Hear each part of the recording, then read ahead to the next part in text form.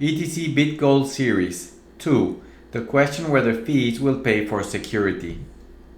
The idea of integrating BitGold into Ethereum Classic ETC stems from some perceived lingering risks that still hang over proof-of-work blockchains. BitGold solves all of these risks. The risks are 1.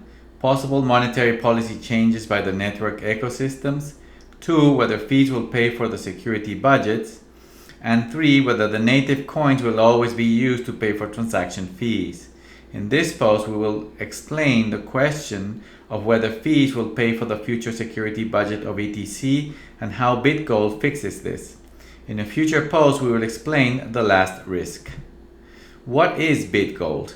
The idea of BitGold was born in early 1998 when Nick Szabo, a blockchain pioneer, realized that computing proof of work could be used to create an analogy of gold, but in cyberspace. If computers can do a lot of work spending a lot of energy to create a cryptographic stamp or hash, and that hash is proof that the work was done, then the hash is similar to an ounce of gold, but in cyberspace. If we think about it, gold is very difficult to extract from nature. This is why it is scarce and valuable as a monetary asset. If this is the case, then an ounce of gold is a proof that gold miners in the real world did a lot of work to extract it.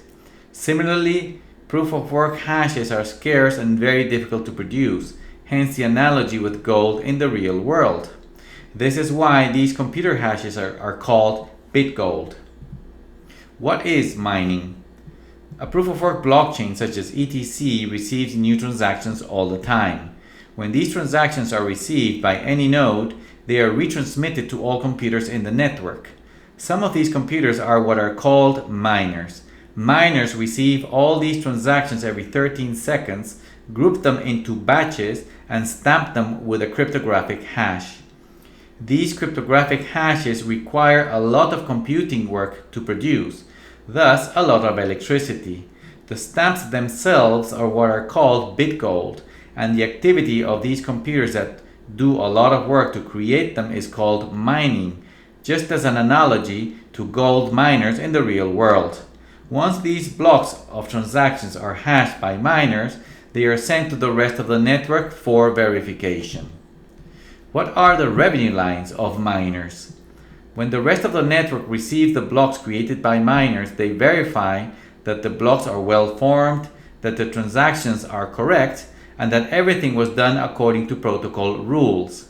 Once all these things are confirmed, then the rest of the network proceeds to credit into the account of the miner who created the block the rewards per block, which is 3.20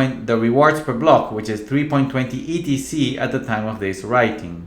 This is the first revenue line of miners. The second revenue line that miners perceive are the fees per transaction that users pay so that their transactions may be included in blocks by miners. This means that if a miner built a block that contained 100 transactions and the aggregated fees of all these transactions were 1.25 ETC, then the miner would earn in that block the block reward of 3.20 ETC plus 1.25 ETC in transaction fees for a total of 4.45 ETC. How does proof-of-work mining secure ETC? Because ETC has value, people wish to accumulate it as a long-term investment, and because mining is a lucrative business in itself, many decide to mine Ethereum Classic to earn the ETC block rewards and transaction fees. The more computing power is dedicated to mining ETC, the more secure it is.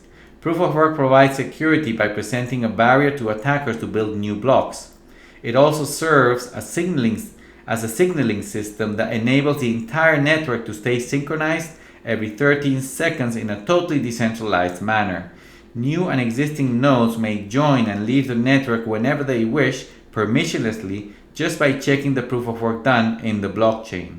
Proof of work also protects the history of transactions because to reverse past transactions in older blocks, all the blocks in the chain since would have to be rebuilt, doing all the work again and spending all that electricity all over again. the block rewards will be diminished eventually. However, one of the revenue lines of miners is a constantly decreasing function in a blockchain such as ETC. Just as Bitcoin reduces its block rewards to miners by 50% every 4 years, ETC reduces that payment per block by 20% every 2 years. This block reward decreasing schedule means that revenues for mining ETC will diminish as time passes by, eventually leaving miners with only transaction fees as their business model.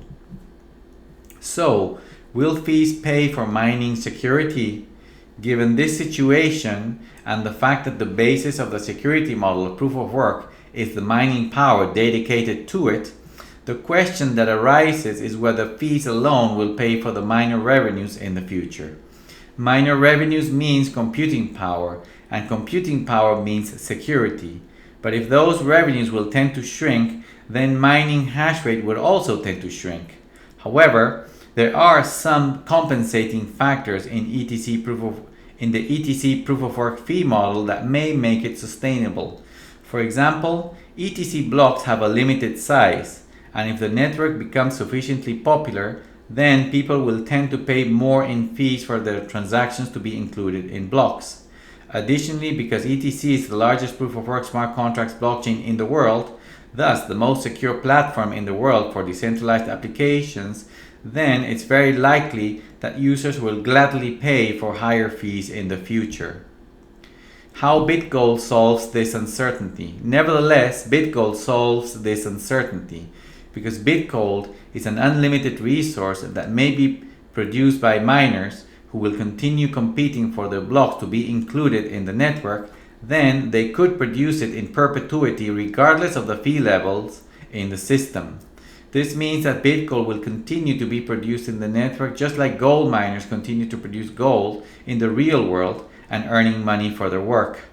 If miners may continue earning money for their work by producing BitGold in perpetuity, this BitGold continues to rise in value in the future as it gains popularity, and this represents a sustainable revenue line for miners, then the risk that transaction fees may not pay for the security budget of ETC is significantly diminished.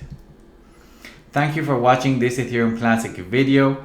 To learn more about ETC, please go to ethereumclassic.org. Thank you very much.